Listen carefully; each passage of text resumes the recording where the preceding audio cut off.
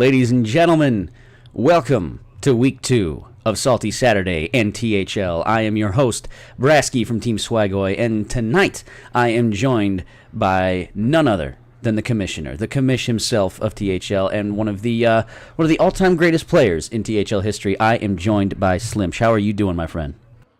Oh, after that introduction, I couldn't be doing better. Thank you. How about you? I am doing fantastic. Actually, I am if my voice sounds lower than normal, it's because I'm just getting over a sinus infection.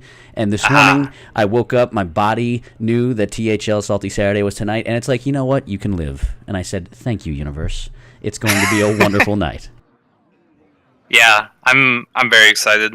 We've got a few matches here very early in the results. Dirty Mike and the boys are up 4-0 on AO. We've got Cody from Dirty Mike and the boys going up against AO from Defies. Yeah. And they both banned Druid. Of course they Not did. a big shocker. I know. Surprise, surprise. It's been an interesting week too so far. I think week 1 brought its own surprises, brought some really cool things for us to kind of look at and talk about. Week 2 is still kind of early, even though it's Saturday and not a lot of games have been played. There's been a few DQs in there. When you're going into week 2, a lot of teams are still kind of messing with classes, what they want to play, what's going on. How's week 2 been for you so far in your team and where you're at and the things that you're trying? Week 2 was a little rough for our team so far. We started off with a sweep against Cutthroat. I also lost my match 2-3, but our new sign-up, Cruisin' 2-seed, was able to pull a reverse sweep, so we're hanging in there. I tried bringing a new class this week in Shaman, and I'm not sure how I felt about it. My opponent brought both Priest and Mage, so wasn't a great week to be bringing Shaman too much. Yeah, kind of fell flat. I'm a follower, so I ditched my shaman for a priest. I'm not going to say which priest because I haven't played my match yet, but I'm going to be playing a certain type of priest this week, and because I see how well it performs so far in HCT, and I think I'm interested to see what it's like. You're really kind of figuring out what these best classes are, and then in a couple weeks the nerfs are going to hit, and it's going to be a whole new competitive meta in THL. It's actually kind of cool how that's going to be, and still teams are kind of figuring out what teams they want to play, what classes they want to play, what their strategies are. But we have learned already in week 1 teams that seem to have it together. So with that, let's take a look at the standings so far through week 1. So we look at the blue division. We have Xynergy. X done gave it to us so far. They're in with 21 points so far to top the blue division, followed by the Texas Stubbies with 18. Netherstrom with a decent performance in week 1, racking up 13 points. Philly Hearth made their THL debut with 9 points, including a nice win from Steffi last week in Salty Saturday. And always Top Deck Lethal, a little bit of stumble out of the gates with 7 points, but still many weeks left to play. And then we move on to the next division in that conference, which is the we'll call it the pink, purple, fuchsia. It's purple. I don't know. That color could be better. It's true. Well, we could always have better colors and better colors. At least we have cyan. Yeah. Well, the tops in that league is luckily it's my team. Team Swagoy had a nice start against the Bad Hombres. We racked up 21 points as well to top that division. The Hick Boys had 18 points in a really solid THL debut along with the Texas Stubbies. We had 2 really good debut teams, and the Hick Boys have 18 points. Noob Central with 16 points. The Doghouse with 12, and the Bad Hombres only 9 points, but a pretty competitive showing thus far, and they're not doing too shabby here in week 2 as well. So looking at this conference with the blue and pink-purple divisions, Slimsh, what's your impression of between, we see a lot of playoff teams coming out the gate strong, and we see a couple of newbies coming out strong as well. Yeah, the Stubbies definitely exceeded expectations. It shows in the new power rankings that we'll be mentioning at some point too. Yeah, the Stubbies, they came out on top of Netherstorm, which is a pretty established team, so we're getting kind of a feel for where they are. The Heck Boys had a good performance. A lot of people were feeling strong about that team, and not so strong about Philly Hearth as the unknown. So some pieces are coming together, some surprises. I'm proud to have been high on the Swagoy train initially, as well. You did He did play the bad hombres, but whatever. Yeah, it's always There's many weeks to go. There's many people that always consider, well, they have the hombres week, and so it's what can your team do after the hombres week? If your team gets to play hombres later in the season, it's always kind of a wild card, especially when playoff implications come in. But that said, the hombres are not going to lay down. They aren't just going to play the memes; they're going to play competitive memes. They're going to throw some things at you that you might not expect, and next thing you know, you get Cold Light oracled into a defeat. So with that, that's the blue and pink. Purple fuchsia division. We're going to take a look at standings in the other conference. So black division, we have Team Golden Wisp comes out the gates strong again with 21 points themselves. NWA with 18 points. Aeon tied as well with NWA with 18 points. Thermic Whims comes in with a solid debut of 14 points. Get Off My Lawn has 11 points to finish up the black division, but overall a strong showing from that division. In the Scion division, you have Hearthstone Academy, the defending champs two-time, with a solid 19-point performance. Prepcoin Concede right behind them with 18. Dirty Mike and the boys had 10 points to pace the other competitors in their division. Defias Brotherhood with 8, and the Pod People with a slightly disappointing performance for them with 7 points. You look at this conference, you look at Golden Wisp, Aeon, Hearthstone Academy, Prepcoin Concede, Dirty Mike, everyone from the top to the bottom. This is a stacked conference. It looks like it's going to be super competitive. But again, just like the other conference, those playoff teams from last season had very strong showings in week 1. Yeah, this conference is sick. I always love having conferences like this opposite to mine to be watching because, well, I'd like to play them, but it's way more entertaining to watch them beat each other up instead while I watch with amusement. But yeah, the way the black standings turned out, I don't have any surprises whatsoever. That's very consistent with my power rankings, which I felt pretty strong about. A little surprised by Dirty Mike and the boys going down in the Cyan and Prepcoin Concede doing as well as they did, but in fairness, I probably underestimated Prepcoin Concede. I took a huge leap based off of my reasoning where I put them. Yeah, so yeah, I think things are kind of lining up much more closely to where at least I expect things to be. There certainly were surprises in week 1, and already, even though it's kind of early in the standings for week 2, we're going to take a look at the standings for week 2, and there's already some surprises coming from that. So we look at the standings, the scores so far from week 2. We look at the one conference. We have number 10, Zenergy, is up early on number 2, the Hick Boys. They are 11-8 with one match left. So that one is going to come down to the wire. You have number 13, Netherstrom, is already taking it to Team Swagoy 8-4, and those 4 points are from a DQ. So they start off with an early 4-0 hole, and then Netherstrom come right back with 2 3-0s of their own. Number 17, Always Top Deck Lethal, is up on Noob Central 10-6 with 2 matches left. Number 12, the Texas Stubbies, are up 10-4 on Philly Hearth with a couple of DQs there as well, but 2 matches left to play. And the Doghouse, number 14, is up 9-7 on the Bad Hombres with 2 left. So the Doghouse is in a dog fight with the Bad Hombres. The Thermic Whims in the other conference at number 9 is up 10-4 on the Pod People with 2 games left. Number 6, Prepcoin Concede, is up 6-4 off of Get Off My Lawn with 3 matches left.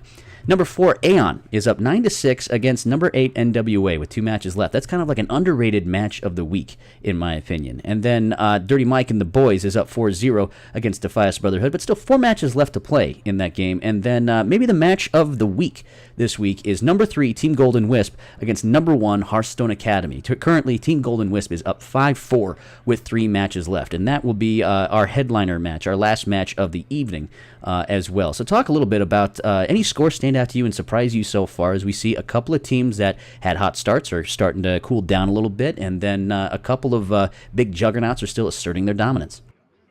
Let's see. Try to avoid some DQs here.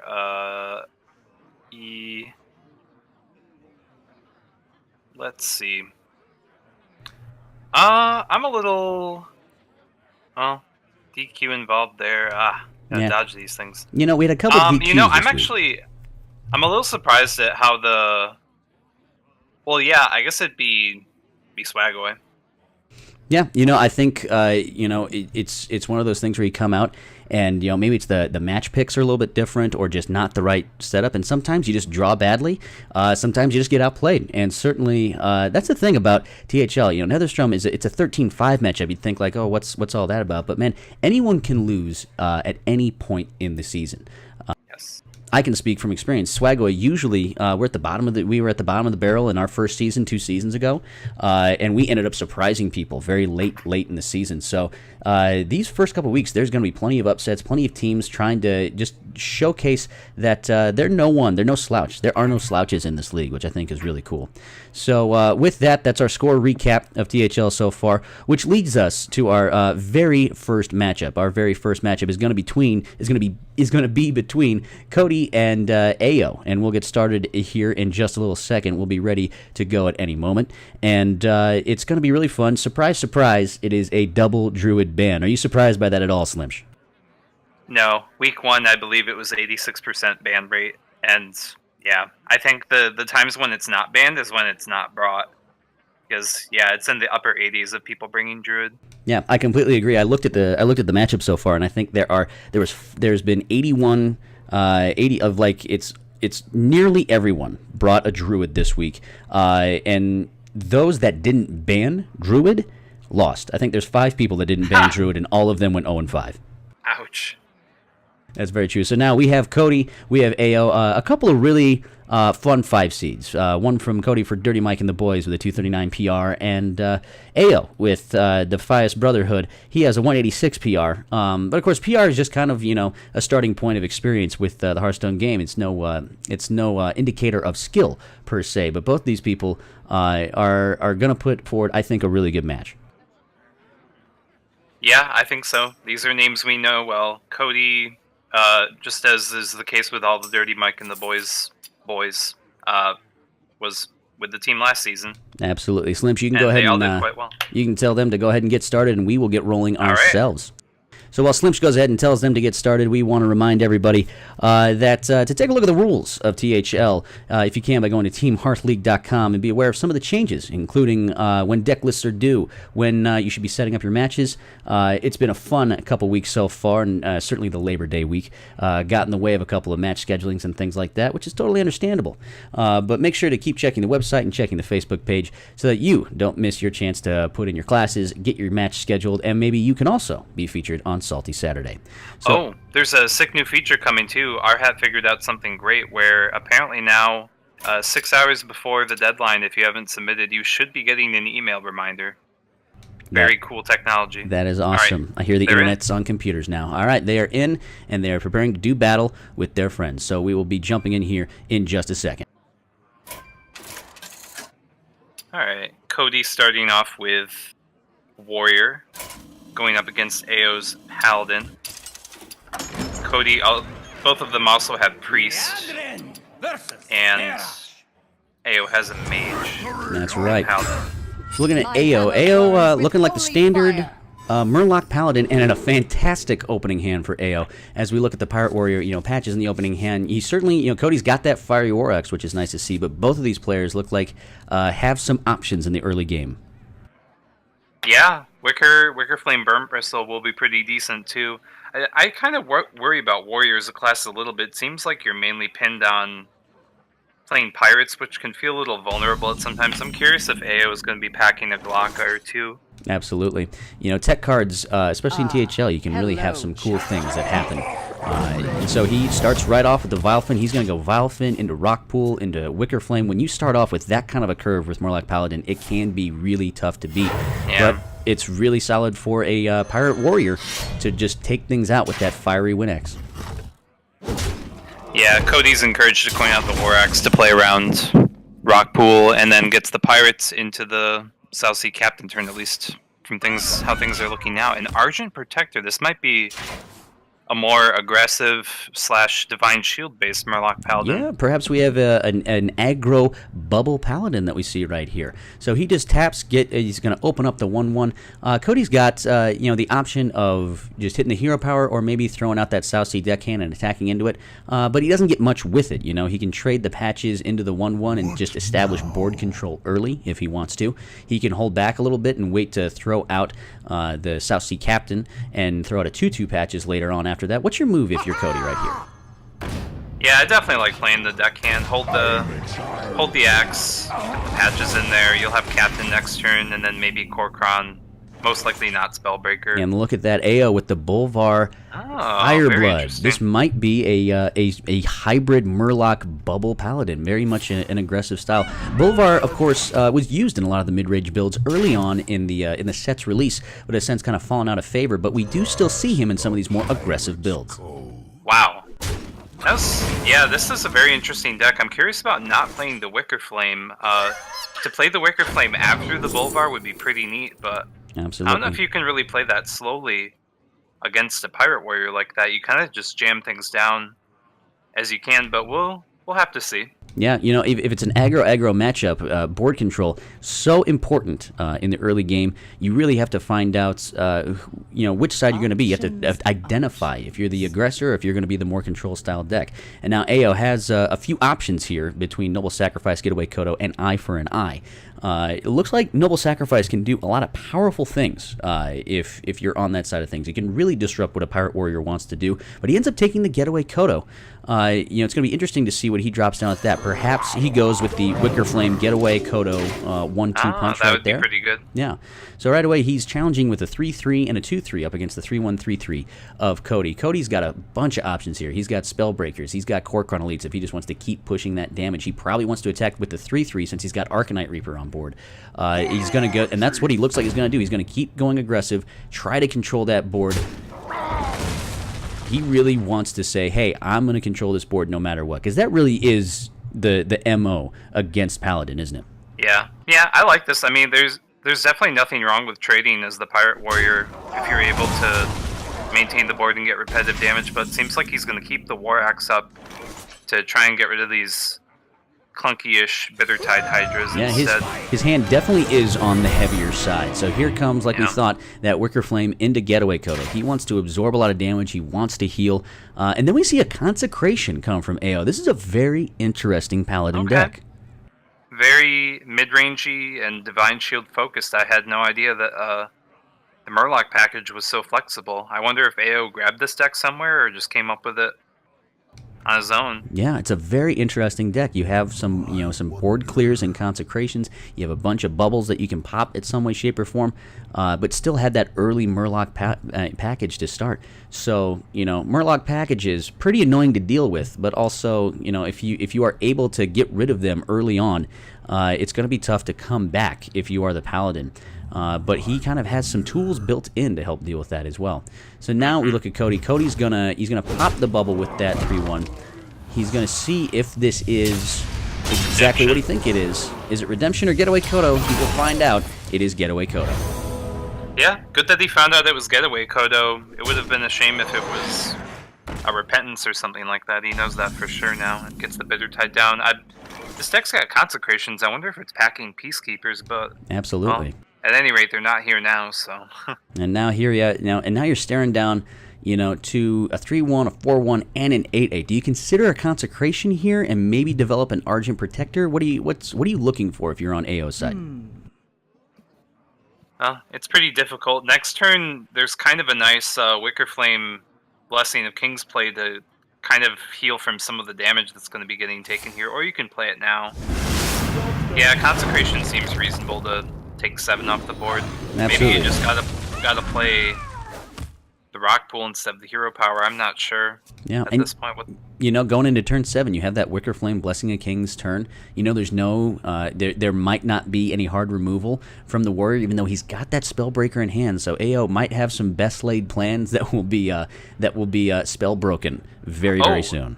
In fact, yeah, I think AO definitely should have played either the Rockpool Hunter or even just the Naked Argent Protector. A 2-power minion with Blessing of Kings could have finished off this Hydra, but he gave Cody an easy cleanup job this way. Yep, and now he's staring down a couple of big, huge minions, a couple of big 8-8s.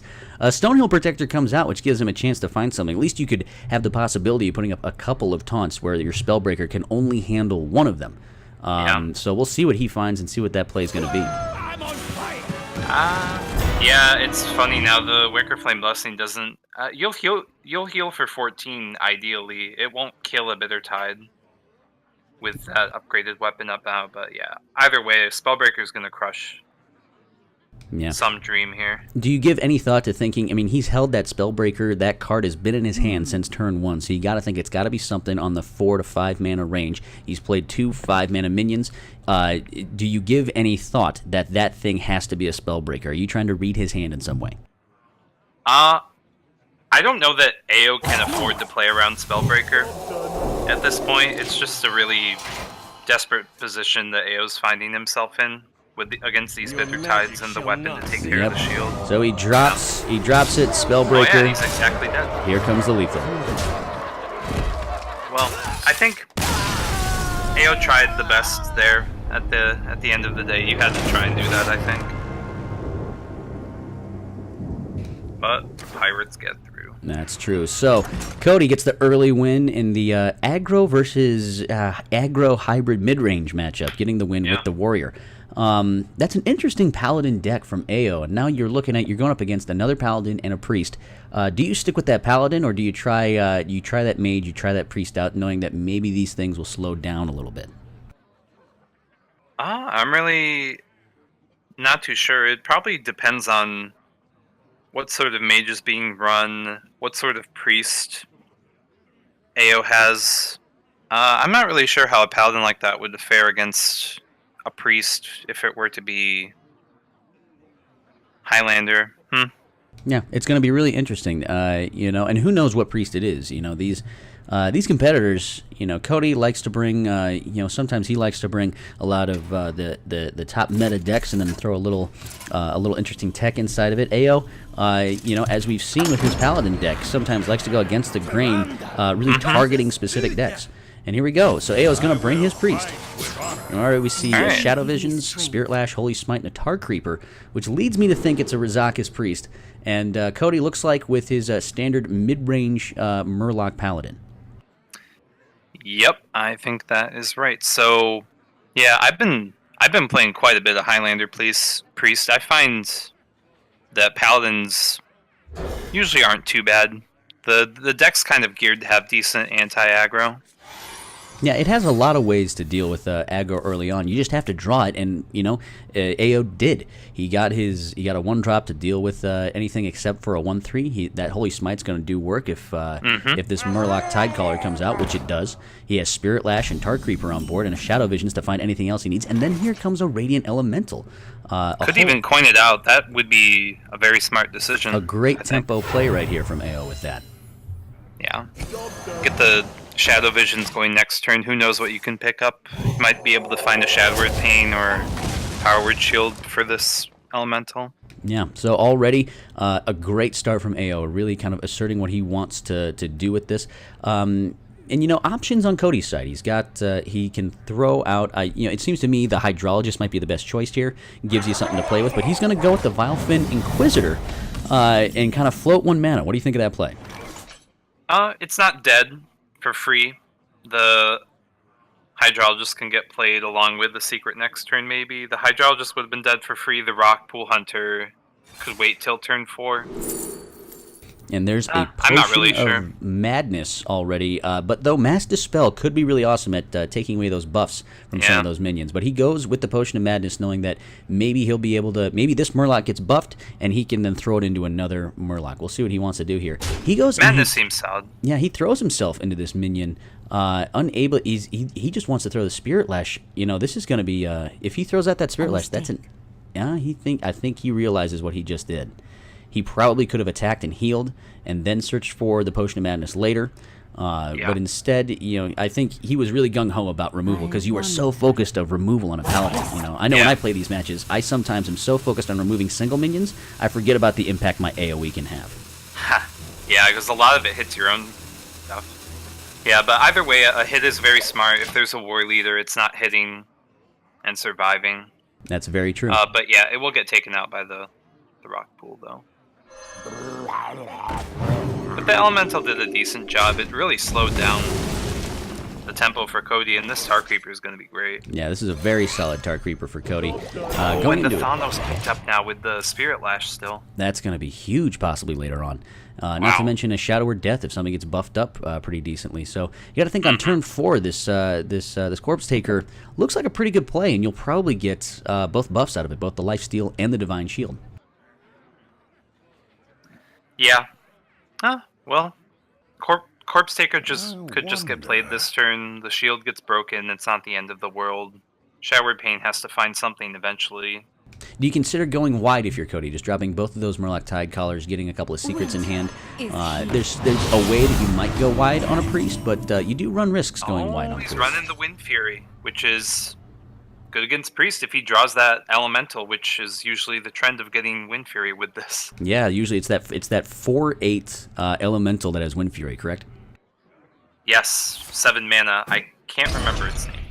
Yeah, it's the 7 mana what's-its. Oh, this is going to be a nice turn. Probably should... I would think hit with the Tar Creeper first, and then maybe squeeze in that heal with the Cleric. Yeah, you would think you'd be able to do that, but again, you know, AO, he's figuring these things out. We all make these mistakes, these ordering mistakes of just going, oh no, I should have done this thing first. We always think we have the right plan, and that happens.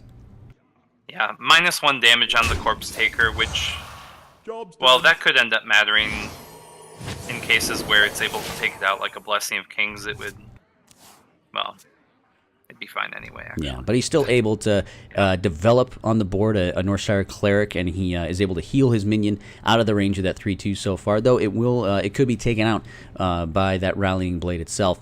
Here comes the Hydrologist, it looks like. Let's see what secret Cody wants to pick out of here. Redemption, Getaway Kodo, Repentance. Ooh, Redemption's so good. Yeah, he goes with the Getaway Kodo because I think, you know, that Corpse Taker has 3 buffs on it.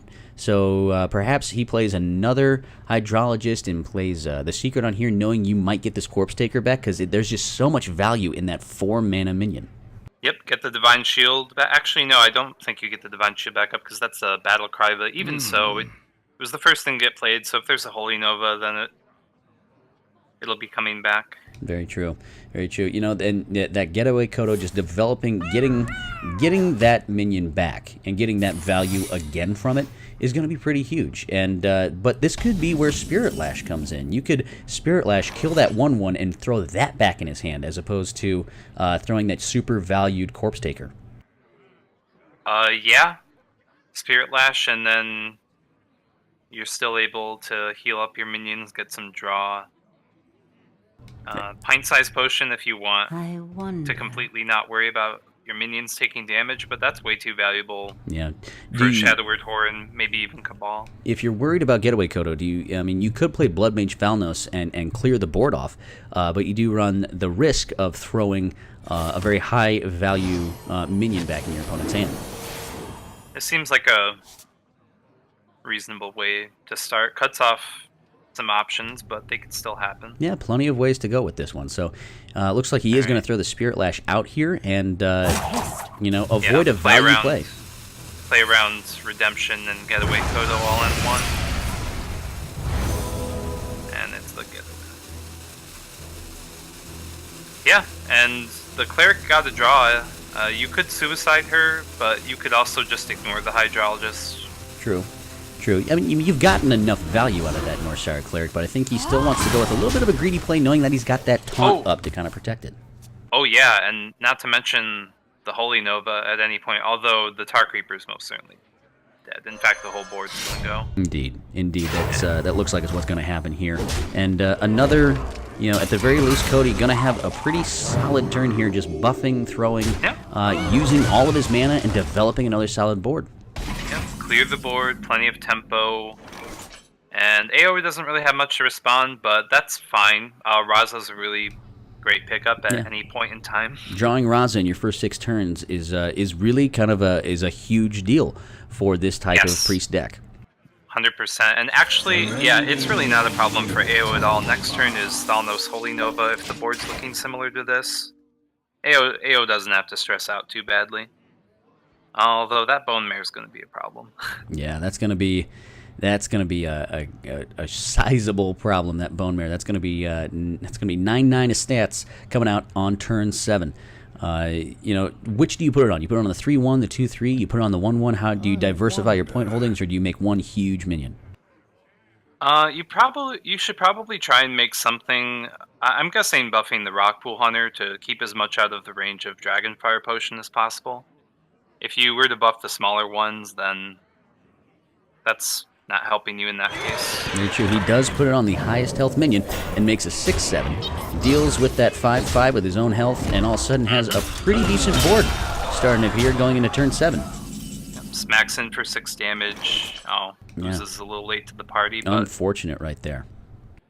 Death's there at least. In fact, you might want to play that Ooze, although they do typically play Tyrion. I'm guessing AO has both Ooze and Gluttonous Ooze. Blessed be this funnel. So now AO drops that Priest of the Feast. He's going to throw a Shadow or Death onto that taunted minion.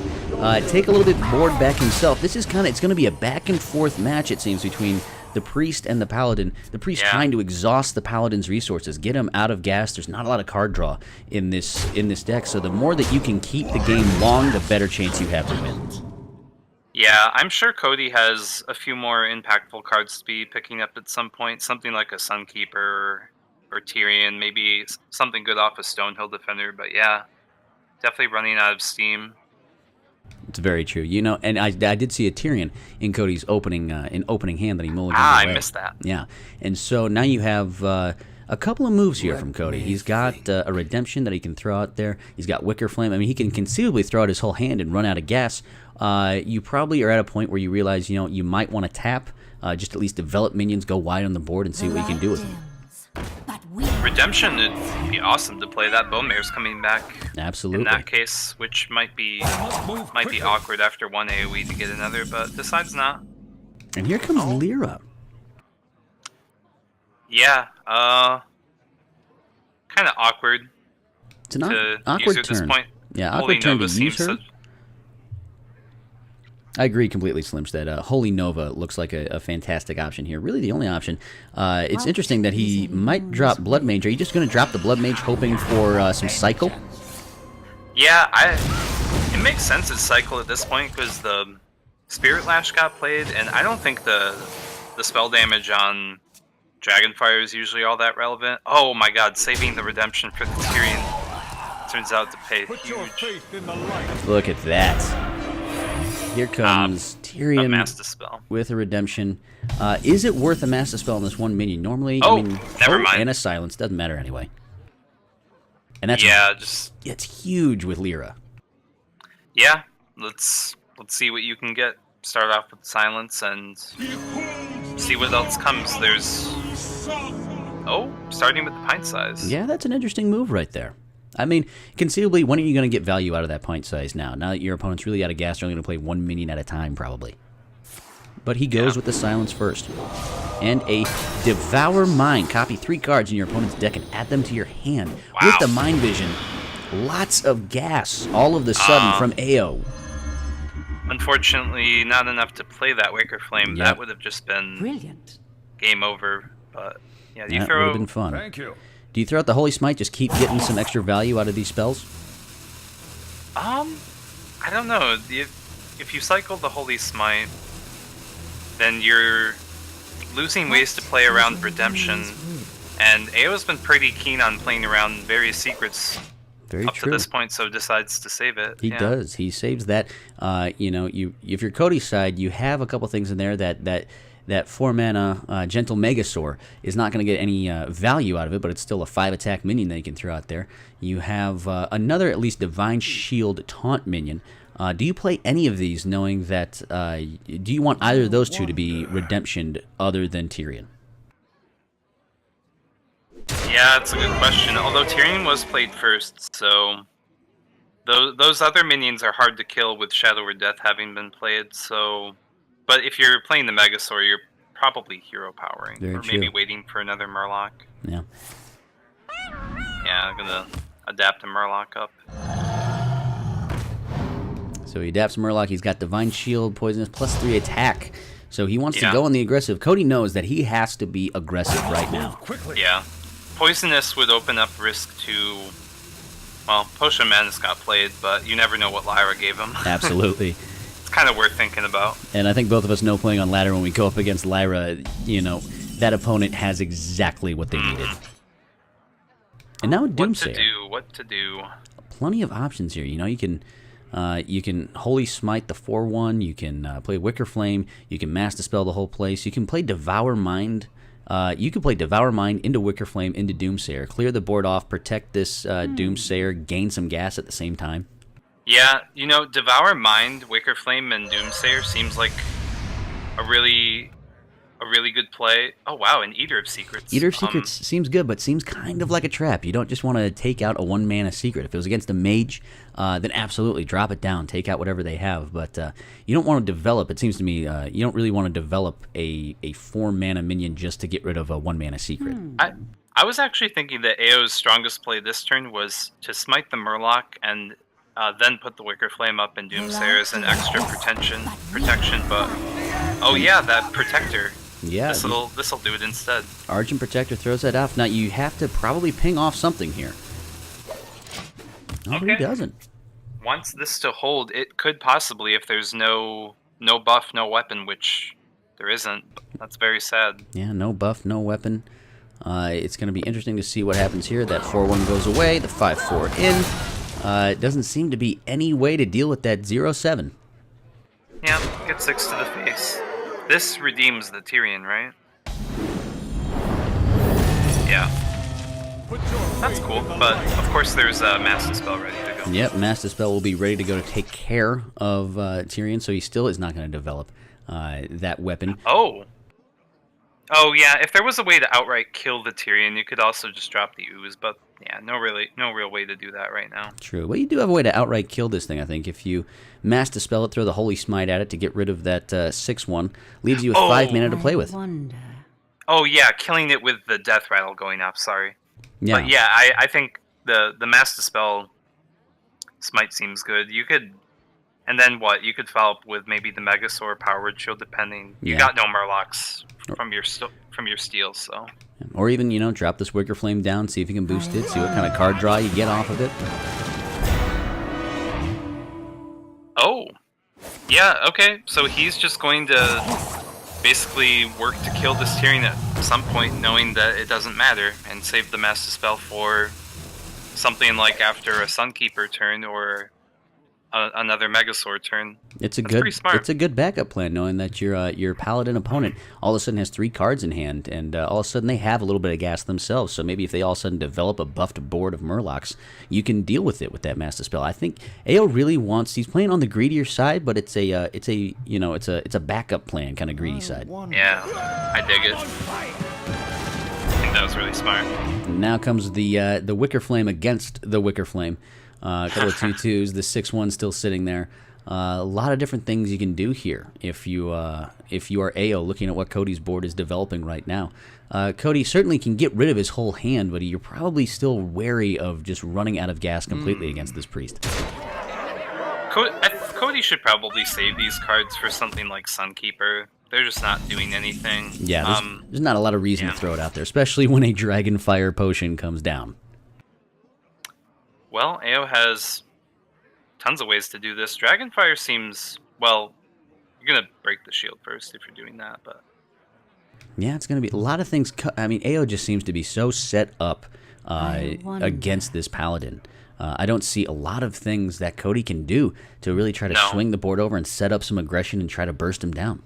No, yeah. AO just picked up the Dragonfire Potion, has so much cycle to find what's left in 11 cards. Among them, Kazakis, Shadow Reaper, Anduin.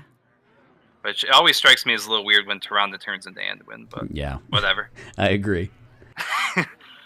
Yeah, so maybe a good way to start off might be killing this Tyrion, using the Ooze, or... Yeah, it looks like that's what he's going to do. Also cycling. There goes that. There goes the 5/3. He's going to throw the Mass Dispel out here, or maybe just throw something else at him. He's going to cycle quickly. Shield on Wicker Flame seems good. And now he's going to be running out of time. The Shadow Reaper Anduin comes out. Nice. There's the 2/2/2/2 right there. Here comes a lesser heal on that Wicker Flame. A very solid turn from AO with that rope burning down on him. Got it all in. Yeah, so Shadow Reaper showing up now just makes a huge difference because AO doesn't really care so much about the healing anymore. And AO starting off a little shaky with this deck. He had a couple mistakes early, but now really seems to be settling into the flow of the deck, the game plan that he wants to play. Mm-hmm. Yeah, I think so. And Shadow Reaper Anduin's going to be a big help to remove some of this too while keeping the minions intact. And Cody finally says he's going to make a stand. He's going to go completely wide with all this. Another weapon removal from AO. He really does not like any weapons. I bet he's thinking he wanted to play this against the Warrior. Yeah. He was really, it looks like he's teching against weapons totally. Mm-hmm. Meanwhile, now it's just a matter, he can clear off the entire board. It's just whether or not he wants to clear out his board in the process and maybe develop an Eater of Secrets on top of that. We'll see what he wants to do here. I think Shadow Reaper would be pretty solid. You can get through the Divine Shield minion. Megasaur can just kill Vilefin, so Anduin doesn't have to kill the Megasaur. Yeah, very Obviously. true. Heal up, Wicker Flame, and then ping a 2-1, I guess. And of course, you can't forget, something I always forget playing Priest is always just using your hero power enough times. Yes. Yeah. So he's going to hit. Now he's going to hit again, take those two things out. Does he have enough time to make all the plays that he wants to play? Oh. Well, if Megasaur is trading like this, then yeah, I don't think Shadow Reaper's getting played. Yeah, he's going to go wide himself, contest the board with better statted minions. No, he holds Oh, back. no. He floats all 10 mana just to see what Cody's going to do. Is he trying to show Cody that he might not have the answers to what's going on? Here comes the Gentle Megasaur. It's going to buff all of these Murlocs. It's going to run into a Master Spell, but can you get enough damage out of him right now? Not any attack. He's going to go +1/+1 on everything. I think it's very good that AO thought better not to play the Gluttonous Ooze and Eater of Secrets. Like, it seemed like that might have happened because when you're playing Shadow Reaper Anduin, you gotta keep some cards in your hand.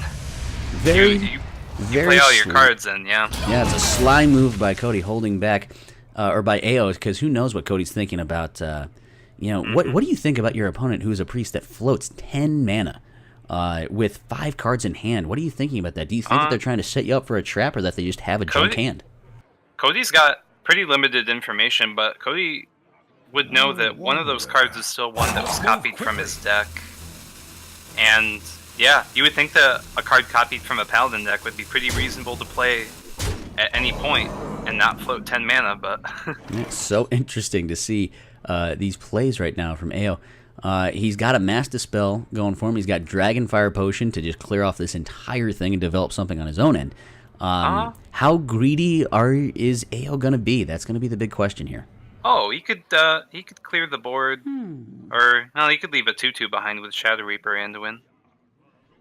Heal yourself, because and then trade off the Megasaur into a Murloc. Yeah, so much you can do. In. Shadow Reaper kills the Megasaur. Yeah, just don't play the Anduin before you kill off your own Megasaur. Yeah, I think it's time for Shadow Reaper. Oh, you can also go face and just Dragonfire, Yeah, that's what he's going to do right here. Are there any other 5-attack minions in this Paladin deck? Going face is going to be very helpful in the long run, though. Yeah, it's very true. It will be. AO, making the decision. He wants to put Cody on a clock, start developing minions, throw some things out there. He's going to start burning down Cody. It's the thing about playing this priest deck is that this priest deck might be the most aggressive priest deck you can think of. And you really have to identify. It's funny how that works. Yeah, you really have to identify when to turn on the gas. I think we saw a lot in the playoffs, in the HCT playoffs last week. A lot of people playing this priest deck and doing too much board control, removing too many minions when they could have just rushed their opponent down. Oh, and the Shadow Word Horror is going to... the Master Spell is one thing that just kind of neutralizes your Finja, but the Shadow Word Horror is going to add insult to injury if he decides to play it. You might as well. A War Leader would spoil those plans, so probably best to take care of it before that happens. And we have not seen a single War Leader yet, and even though there's 12 cards in Cody's deck, not a single War Leader has been drawn from it. Yeah. AO really taking his time. He's going to throw, maybe he's thinking about the horror, maybe the Acolyte of Pain. Yeah, he's just going to look for the pain, drop that down. He's going to run the risk of seeing if a War Leader is going to come out here. Yeah, well, if War Leader does happen to come, then it'll get taken out in the long run by Shadow Reaper Anduin. I really think AO could have played Shadow Reaper Anduin at any point in time, really, but Yeah. there's really not much cost to sitting back on it either. And now here we are with Cody only getting the Murloc Tidecaller. Really not what you want to see this late in the game is that one mana minion. Yeah, and unfortunately Shadowward Horde does kill your side, so you would want to get a draw first. Alternatively, you could get a potion with Kazakus here too. Absolutely. That's definitely something you want to do right here.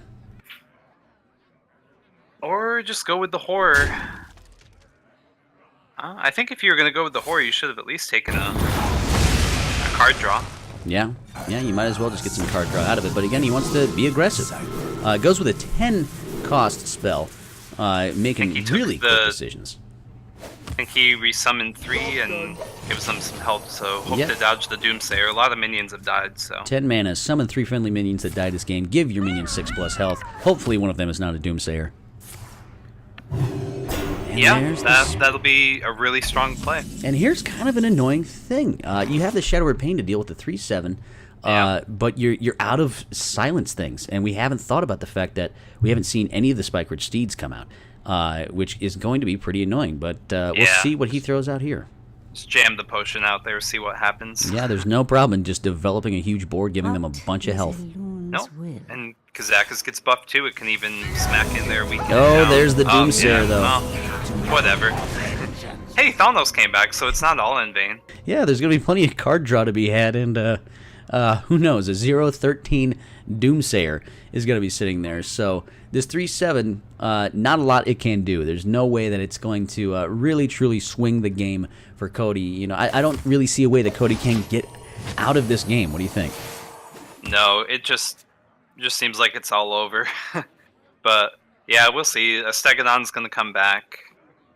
I don't think you're ever going to be in a position where you're trying to hit that Acolyte and push AO to fatigue. Because AO's already winning this long game. Cody needs to find something. Tear him, most likely. Oh, there's the there's the actual Potion Madness. It was found from Shadow Visions. Yep, before. it was actually found from Shadow Visions. Oh, I would just gotta need get to that comment. Look at all the gold cards that we're seeing from AO's side. That's a lot of fanciness from this 5 seed. Sometimes those end of season rewards they line right up. This is the battle of the fancy 5 seeds in this game so far. Has betrayed me. Finally, AO says it's time to start pushing this damage. You're at 13 health. I don't think you're going to have a lot of things to heal you. Let's start just throwing the damage at him. No reason to go anywhere but face, and if by some miracle Cody can manufacture an ice block, he has the answer. And this really is, Ooh, 4/4. Nice. yeah, this really is something to kind of think Oh, about. sorry. Yeah, you know, no more Divine it'd be a Shields. 4/4. No more Divine Whoops. Shields, just the Wind Fury. We haven't seen that Wind Fury minion. What is this Wind Fury minion? Is it the 4/8? Is it something it's different? called Storm Watcher. Storm Watcher. And look at this, the Elise Trailblazer Oh, I comes love down the as Elise. well. I love the Elise version. Is this It doesn't look like it's a combo. You would have to be able to play 5 cards this turn in order to get lethal, and yeah, you can play exactly that many. Loot Hoarder, Gluttonous Ooze, Potion Madness, Greater Healing. And this is the key with the Priest, is really, you have to go against all of your instincts as a Priest player once you go Shadow Reaper. You really have to start just turning on the pressure on your opponent most times. Shadow Reaper is such a good Death Knight. Yeah, he's crazy. been awesome to play. He's been a really interesting, you know, Druid might have taken over the ladder so far, but Priest has really gotten a really cool identity with his Death Knight. Yeah, and they managed to successfully bring back Kazakus and Raza, so pretty neat. Yeah, that was a long game, but Absolutely. That was a hugely long game with the Priest, which we often see sometimes with the Priest. But AO ties it up 1-1 with his win with the Priest. So we have a Mage and a Paladin going up against a Paladin and another Priest. it's you're looking at what's going on here. We know the Paladin on AO's side is that kind of hybrid Paladin. You have to assume Cody. We know he's got just a straight up mid-range Murloc deck.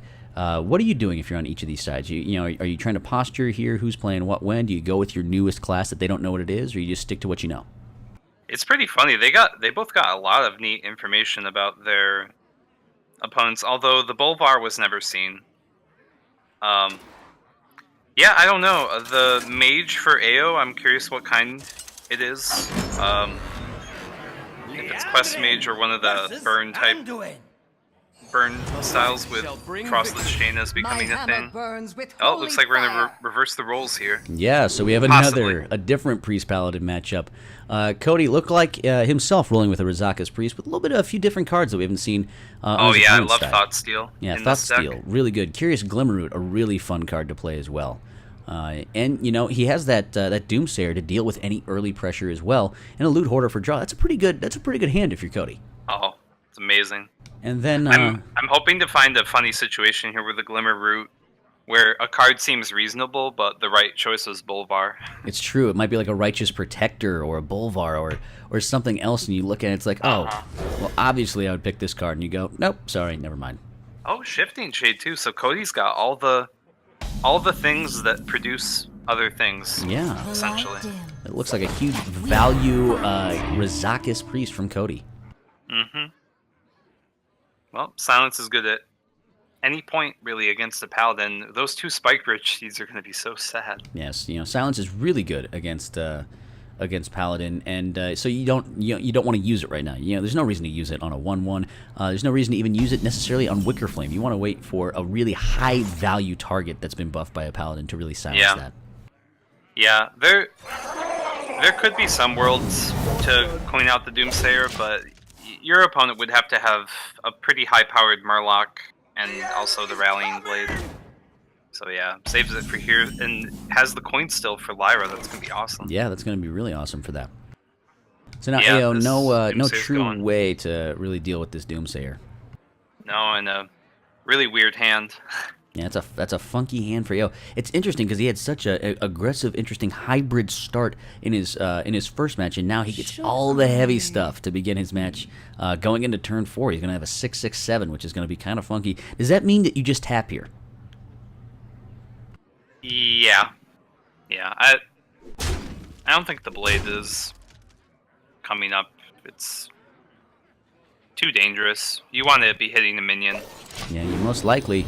He just doesn't even tap. There's no reason to, obviously. So he holds back on that one. Cody sits there, throws out the Curious Glimmerroot. Let's see what comes up from it. He gets the options. Small-time recruits, RG Oh Protector, my god, this is a brain Run. buster. What is he going to throw? He's going to be looking at this going, wait, what? My opponent has one of these cards in his hand? What am I going to do? That Argent Protector never got played last game. No. And he does not pick it. I think he picked the Smuggler's Run. I think he also picked the Smuggler's To be sure. Well, I guess, okay, here's the benefit to playing a wacky deck in THL. Absolutely. You for whatever it's worth, you mess up their Glimmerroot. This is exactly why I played Crusher Shaman in Season 5. Even though Glimmerroot didn't exist at that point. Oh, okay. Not playing the Shifting Shade into the weapon, putting down 2 cycles. Yeah, seems like a pretty good plan. Find more cheap spells for Lyra. Now, a decent Consecrate here for AO. There's not going to be a lot of small health minions for a Priest. Certainly, you're going to give them some card draw. But really, what else are you going to play? Do you want to play Gentle Megasaur into this? Yeah, I was wondering about the positives of Megasaur. Just trying to get something down that will actually stick for the Spike Ridge Steed. And look at what else came on Cody's side. An Eater of Secrets on his own, and he loves his Eater of Secrets. He knew that his opponent was going to be playing Paladin and Mage, so he really wanted to shut down any secrets. I can attest to the Eater of Secrets can make such a huge difference against Mage. I've run into a lot of quest mages and other types with this priest, and yeah, just makes it all the difference in the world. And even then, the Lyra the Sun Shard for Cody is going to have a couple of 0-mana spells to gain some value off it as well. Maybe if he waits long enough, he can play that Thoughtsteal as well. So here comes AO. He's going to be trying to develop a board, putting some pressure on his opponent. The +1/+1, 3 attacks, spells, hero power, all have their own merit at this point. What are you thinking? Yeah, probably +3. 2 health isn't worth much. Being immune to spells could be counterproductive for your Spike Ridge Seeds down the road. And there's never a problem with a 4-attack minion against a priest. Yes. This is very true. Kind of an awkward turn. Yeah, it's a little. There's some funky priestness going on in Cody's hand. He's got a few things he can develop, a few things he can do. Not any single one of them looks like the outright I want to play this thing. Yeah, I think what's most important for Cody at this point is not to play the coin this turn. Maybe wait until something better comes up for Lyra, or maybe you'll coin out the Free from Amber and try to discover the Obsidian. Is it just statue? The new 9 mana. Yeah, the 9 priest card mana with 4/8. Yeah. with the lifesteal and the cool death rattle. Yeah, the Obsidian statue, I think is what it's called. Yeah, I think all depending on what happens. You could just throw the cleric out there too. Yeah, You don't need cards. You know, he throws that out. He throws the cleric out, just develop thing. You know, you've got plenty of card draw. You got the Thought Steal in there. You've got Lyra. So there's no reason to really just hold on to this cleric.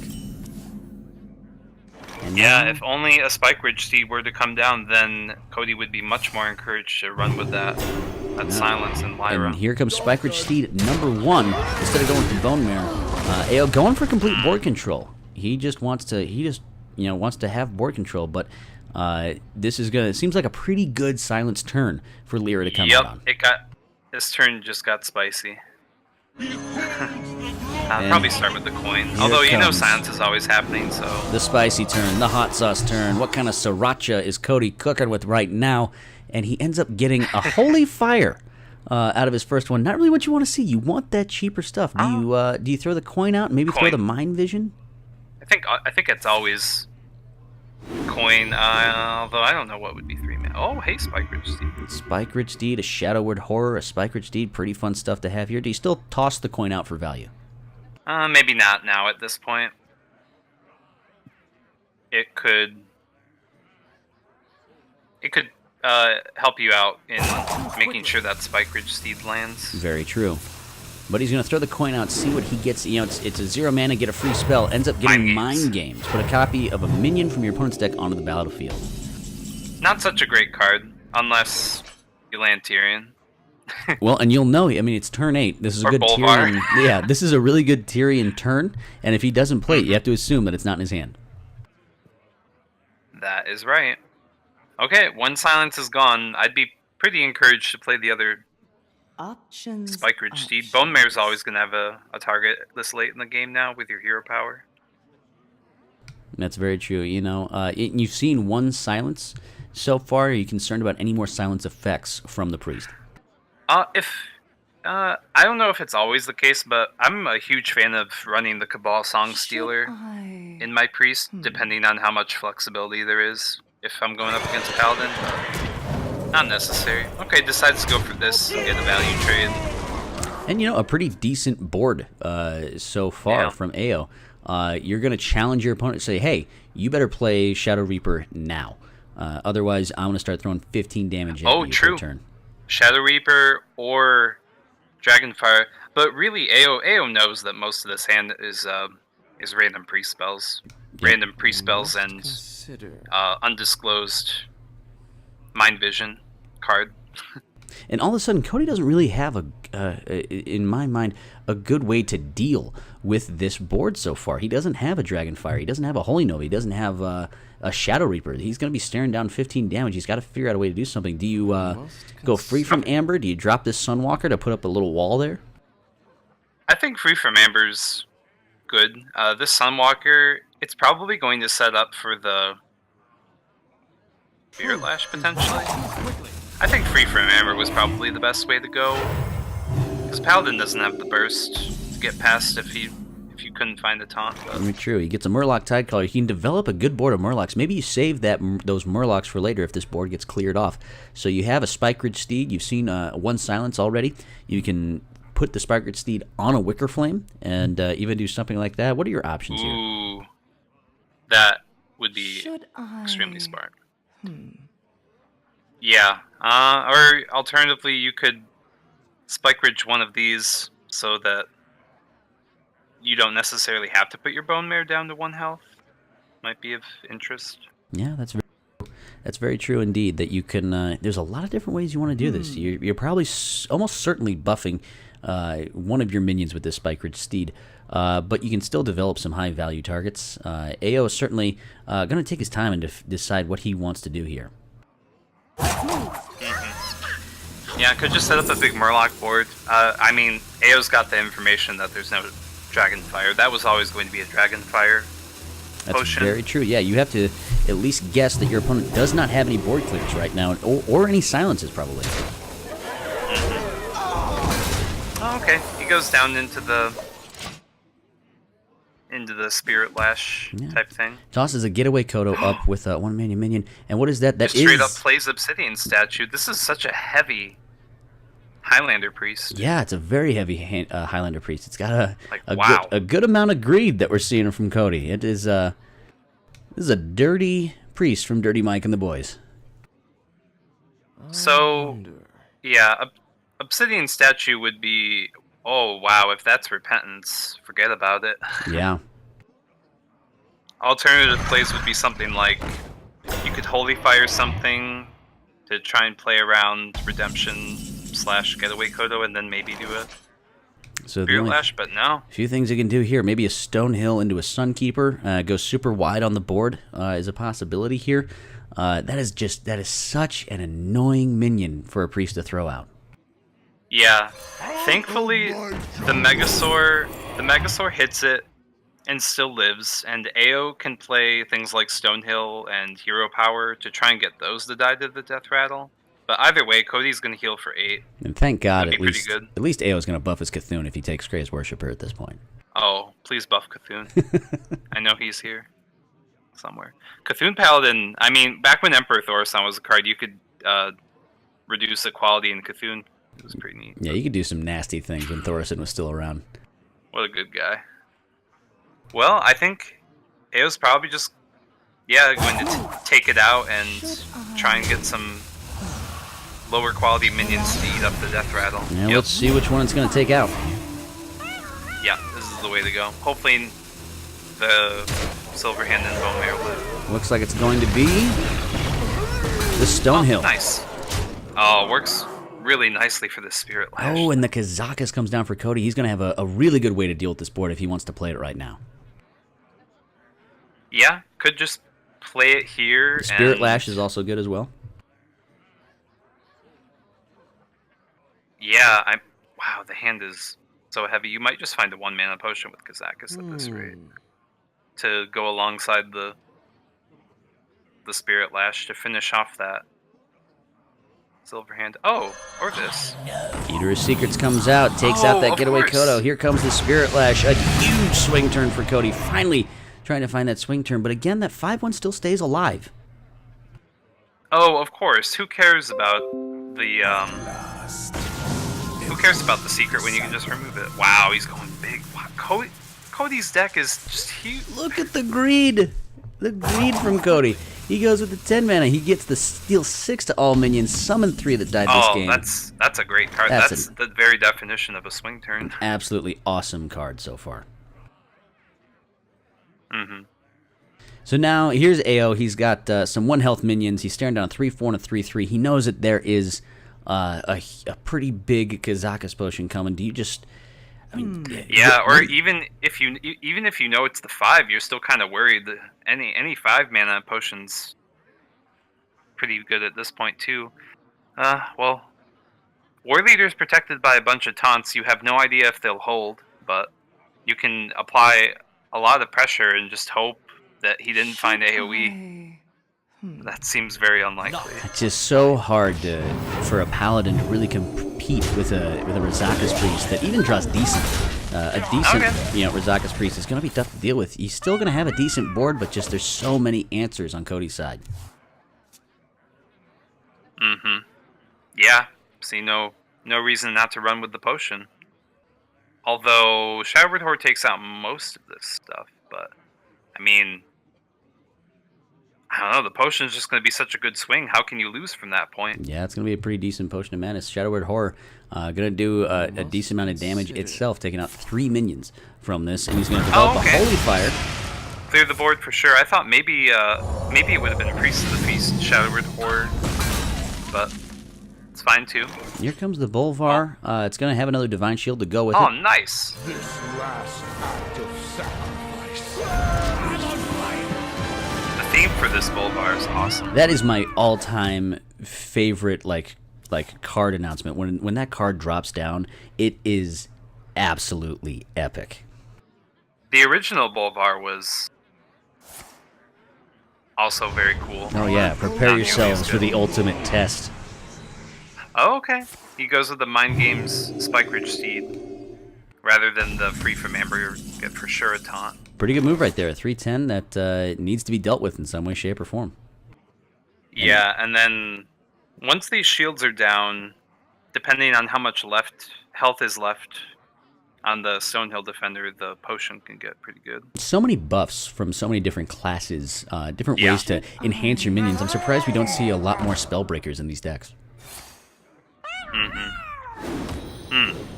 Okay, yep, just gonna play a few cards, weaken down the taunt as much as possible.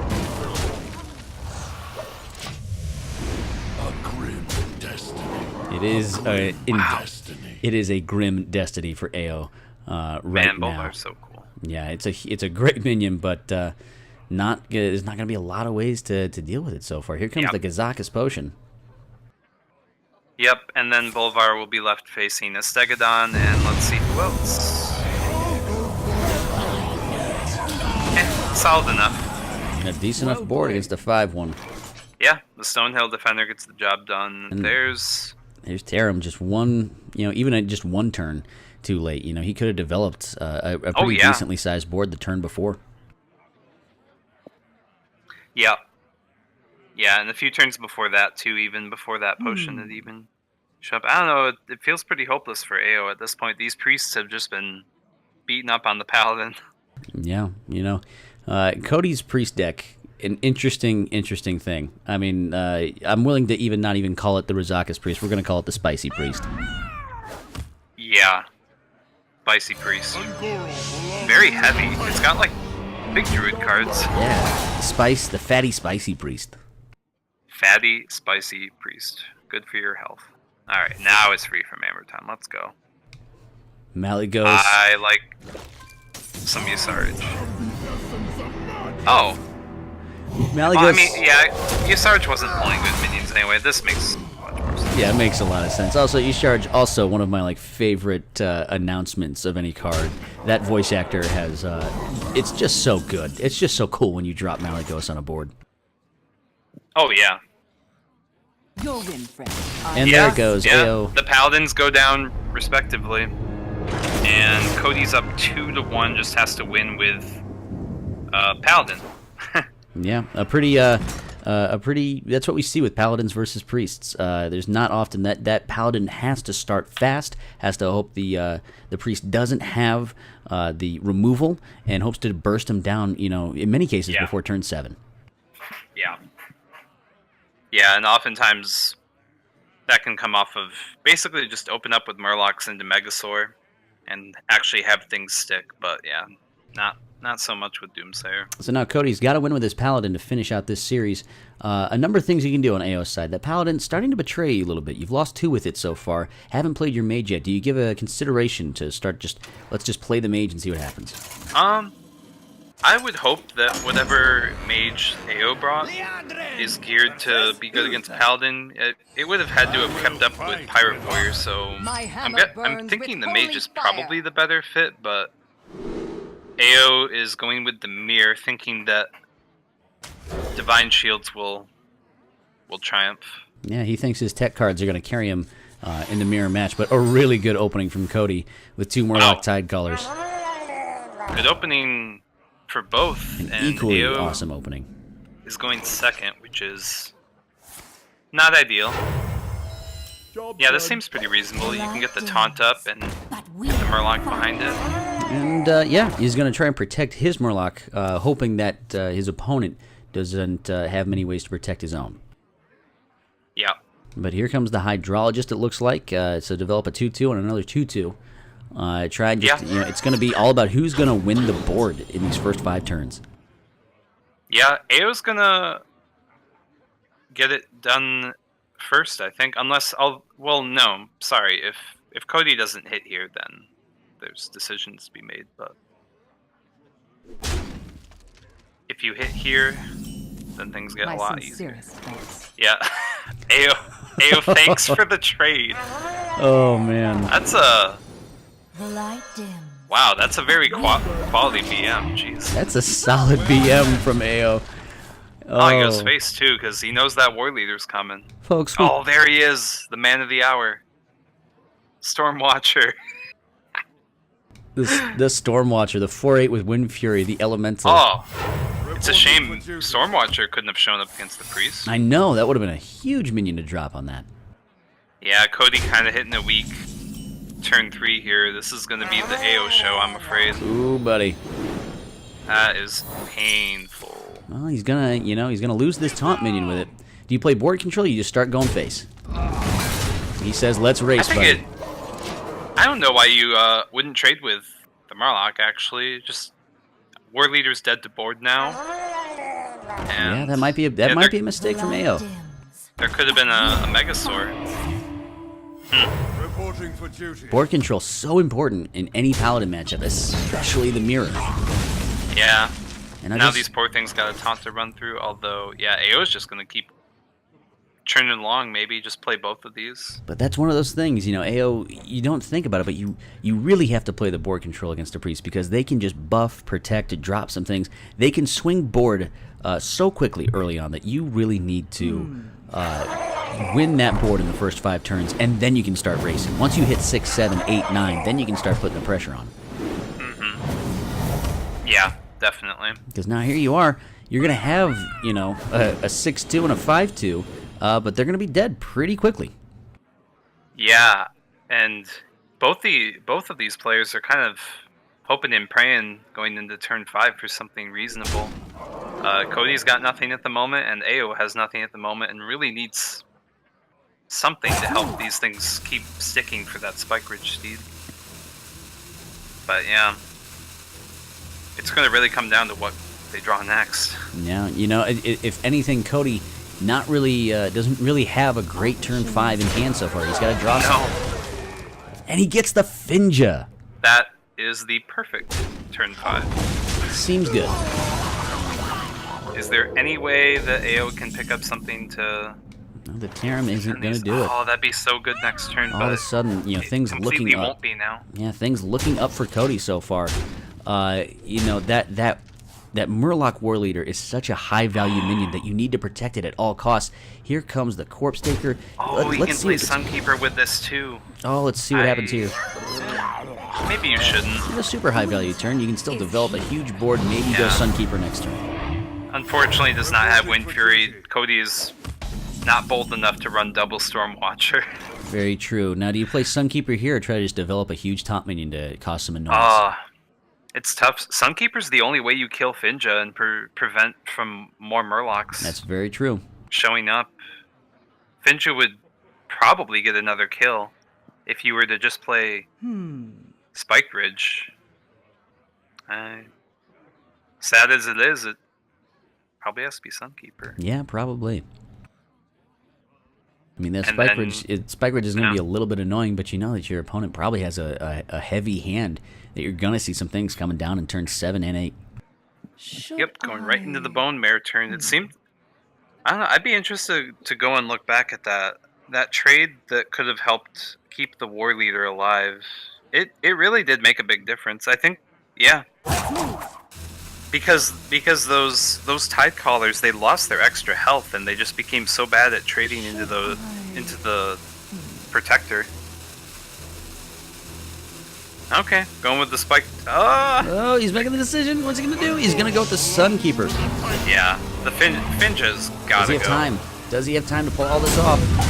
Hope so. And he Got it. does. Cody could in kind do Sunkeeper to take this out more easily, and you could even buff that. No, sorry, this is way too easy. Yeah, you just go with the Bone Mare 7/7, develop a big board, leave your opponent with not much. And Cody in control, looking to close out this series. Poor Bolvar. Bolvar never got a chance to really kind of buff himself and take over a game. Yep. I'll be interested to see, after the nerfs come down, what cards that haven't seen a lot of play so far get their chance in the sun. Maybe Bolvar will be that after the nerfs come down. Last act of sacrifice Yeah. is mine. Oh, Bolvar. He's ready to become the Lich King.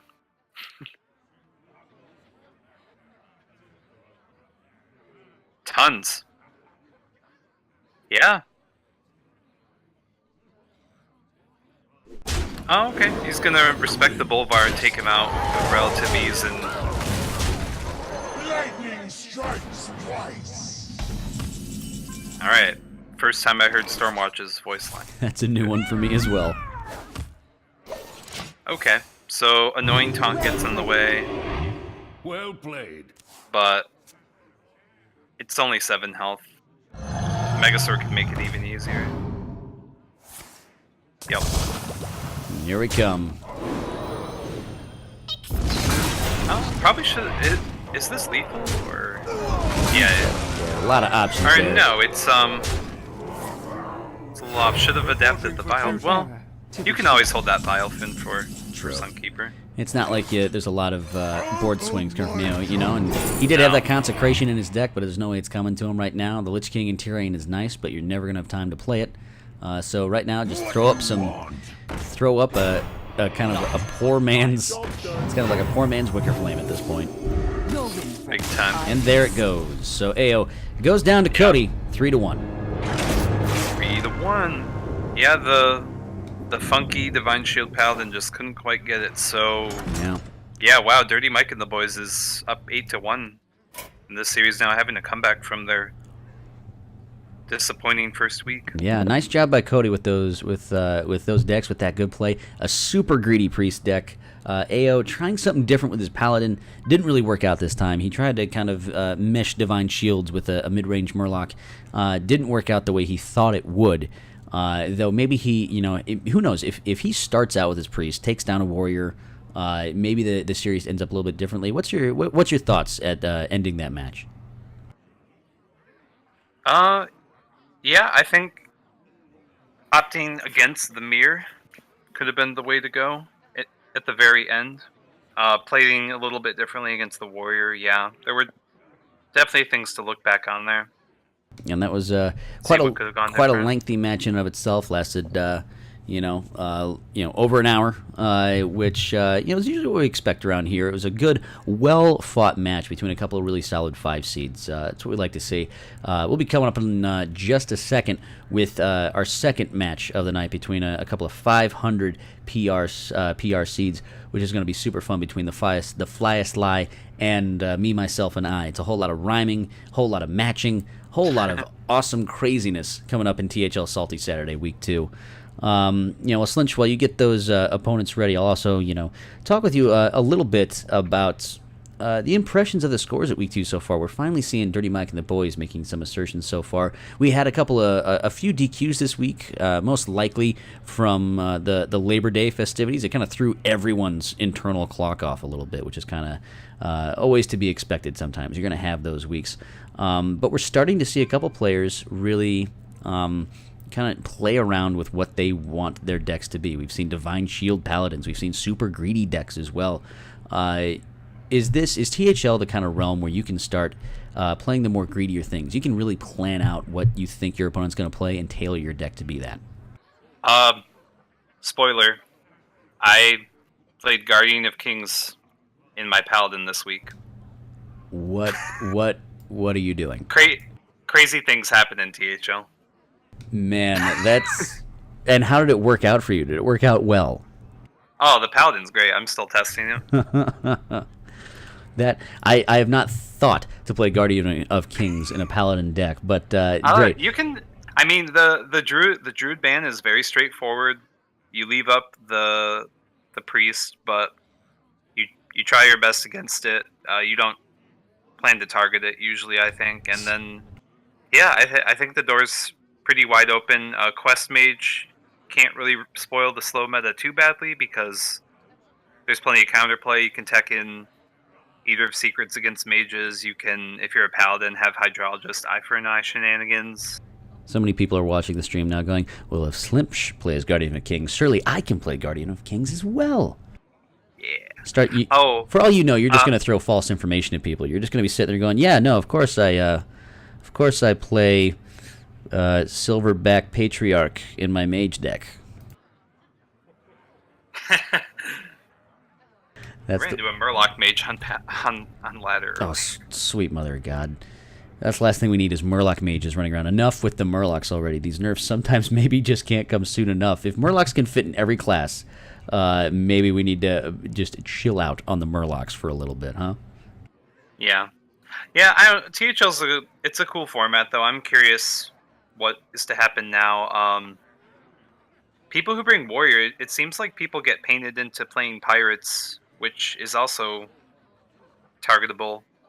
And I don't know about Shaman either. In fact, I was thinking about in the next match we've got MMI, me, myself, and I for HSA, who's bringing Shaman. The Fly's got Mage and Priest. It could be a rough time. I'd be a little worried. Yeah, and taking a look at up on the screen for anyone watching, you take a look at some of the decks brought. Obviously, both players brought Druid. We can, I'm guessing, expect a double Druid ban. So we have Mage, Priest, Warrior, Priest, Shaman, Warrior. So a couple of interesting choices of decks that might be coming up here. Mm-hmm. So now you have a couple of good choices of decks. We've seen some funky decks so far in these first 2 weeks. Is there an off-meta deck, maybe a Tier 3, Tier 4, an off-tier deck that you've heard about or seen in THL these first couple weeks that maybe is a little bit underrated, or maybe something you want to test out and try?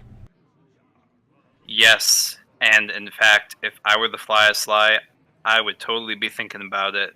I don't know how it would look exactly, but some sort of control fatigue type of warrior going up against Shaman and Warrior and Priest, assuming the Druid ban. It's true. A lot of people I feel like you could build a deck that could do it. A lot of people are starting to play around with that fatigue warrior that Dog has been playing many often times. He actually posted a guide to the competitive Hearthstone subreddit that's gotten over like 1,000 upvotes, which is huge for that subreddit. Oh, wow. Yeah, he posted it down. Didn't really post like his win percentages and the amount of games because he played so many, but really posted a really super detailed guide about what your win condition is with this deck against every type of opponent, what you're looking to do. It's a really funky deck. It might be one of the highest skill decks I've seen to actually pilot appropriately. Yeah, that's an option. So, Yeah, I think that could get into the mix here, and kind of on the similar vein on the other side, me, myself, and I could totally boost his chances by busting out something more like a N'Zoth Jade Shaman, maybe, rather than the token. Yeah, a deck that I really wish would work, but is just hot garbage right now. Is Freeze Shaman. Much like Blizzard was trying to push like Beast Druid, printing so many cards to kind of push the Beast Druid side. You really saw a lot of freeze elements to Shaman in this set, but because of the way the meta has shaked out, Shaman has still stuck to that token evolve shell. It has a lot of pieces for the freeze, but just nothing really sticks with it. And its legendary Marabi just really doesn't have the tools in place to really get the value it needs. Yeah, I was looking at the Freeze Shaman stuff. It seems like for now, until a rotation occurs, that they're just kind of better slower variants of Shaman if you want to go that way. Instead of messing around with all the freeze stuff with the legendary, if you want to get copies of things in your hand, Spirit Echo does a pretty good job. And it's kind of universal and easy to do. And yeah, N'Zoth is just a great card. It was good when they made it. It's gotten better since. Very true. You know, I think there's a lot of really cool things in Shaman. A lot of really cool cards that just can't make themselves known right now. So I'm hopeful after these nerfs come down. Volcano is such a fun card. I'm so surprised. You know, before Knights of the Frozen Throne came out, I had a lot of fun playing Concede Shaman in Wild. It just seemed like such a fun deck, such a different deck, which is something that I was just like, I really wish a deck like this could come back out again. Yeah. Volcano is fun, and yeah, on top of Wild, there's Elemental Destruction there from back in the day. And I was notified. Lava Shock to clear, all of that. So much to just clear out your mana. So much to do. They're banning right now, by the way. They're going to let us know soon. Yep, and they just let me know personally that both, guess what, Slimch, what do you think they banned? I think they both banned Druid. Yes.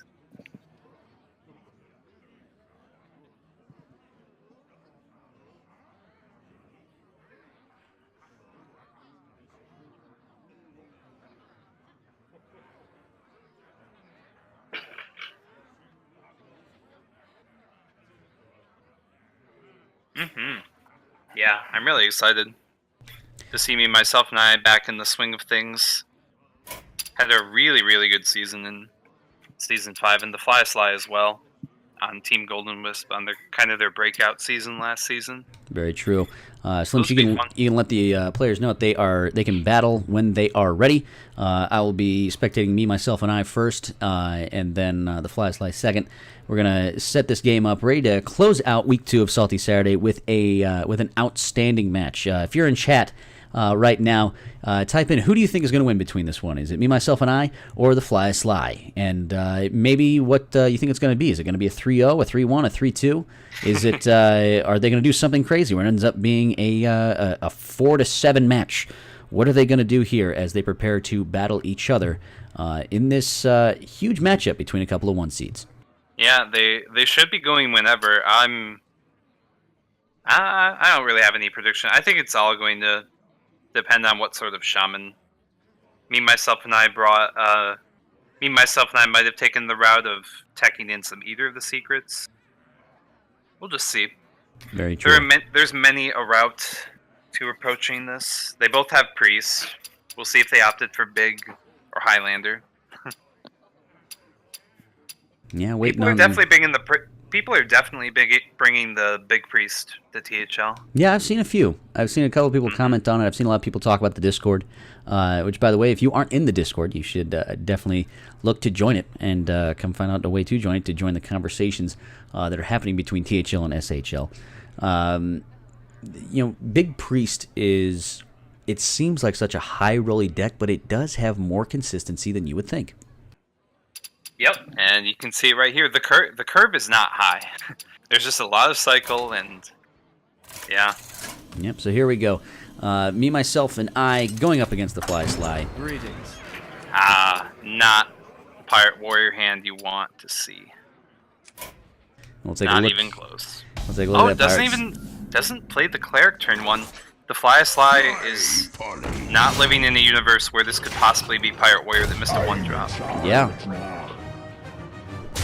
That's interesting. Luckily, me, myself, and I does top deck the N'Zoth's first mate early, so it gives him at least something to play.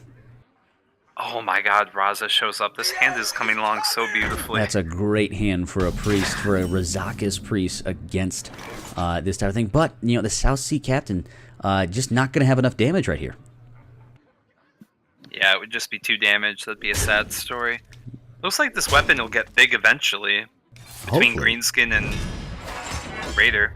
In fact, Greenskin might even bait out the death. You hope so. For Hydra. We'll see. That's a super Me, myself, high and I value is going to have to get creative. Yeah, it's not, the Fly Sly, great hand to start with, but, you're never out of the woods. Heroic Strike, Brass Knuckles, execute, goes with the Heroic Strike, He makes the knows. correct turn. Yeah. Wow, so this could be Coin Harrison, depending, or Coin Raza, and then possibly Harrisoning the Arcanite Reaper. Oh my god, he just drew it. This is crazy. Yeah, Arcanite Reaper is going to be really welcome to now get that Corsair out there. And wow. Yeah, you like to get Raza going as early as possible. Just squeeze in as many heals, preferably to your face, but to minions too if it allows. Yeah, the Fly Slide's just in such a good spot. Me, myself, and I had such a poor opening. Blood and So now the Pirate Warrior, you know, you're wasting a lot of your damage on your opponent's minions, which is not what you want to be doing. And Harrison Jones comes out. Fly Slide just really had a great deck to go up against Pirate Warrior. Yep, and things will not get much better. The Hydra has a death waiting for it. There's an upgrade which can get upgraded Yeah. at this point. Probably saving that for turn 7, going upgrade, Bloodsail, Bloodsail. Yeah, and at this point, things are going so well for the Fly Sly. Yeah, why not? Why not get some draw in there? Yeah, why not? Find your greater healing potion. Everything. Yeah, and you have, I mean, he got Raza and Kazakus in his first 6 turns. That's such a huge thing to get for this deck. So a few options Yeah. for me, myself, and I here. He can go upgrade into double Bloodsail. He can maybe develop, he can throw out the 4-3, knowing it might be a little annoying to deal with, but probably not. Not a lot of things you can do here. There he goes. Yeah, There's- looks like we're taking out the Harrison and trying to play a board control game here. looking for but- some way to swing things your way. Yeah. But Shadow Word Pain's all ready to go. Kazakus can find something which you can kind of take your pick at this point. One mana is good. You could play it this turn for free. You could buff up your board maybe, gain armor, draw cards. Yeah, he goes for the 1. Yep, It's the absolutely. free potion. No need to have any greed. None at all. Doomsayer got played. You don't want to resummon the thing. Yeah, there's no reason to resummon right here. You're going to gain some armor. Maybe throw some other things out. It's a 0 mana potion, basically. Give your, buff your minions' health, gain some armor. Yep, gain armor, buff your minions.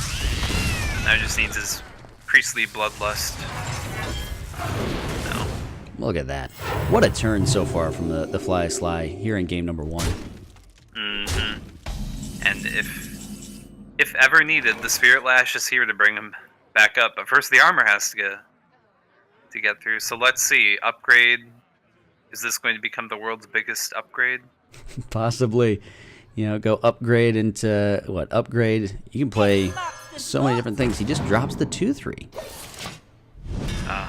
Yeah,